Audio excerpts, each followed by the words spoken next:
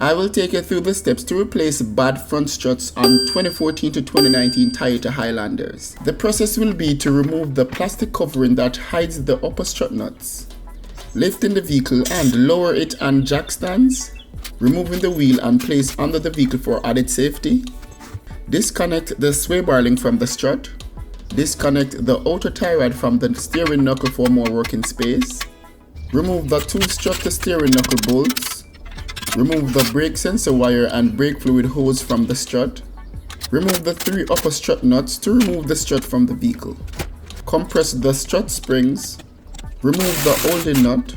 Remove the strut mount, bearing and the dust shield. Remove the spring and the shocks and reverse all these steps to reassemble and install the strut on the vehicle. A wheel alignment will need to be done for a job like this, so you can make an appointment for the following day.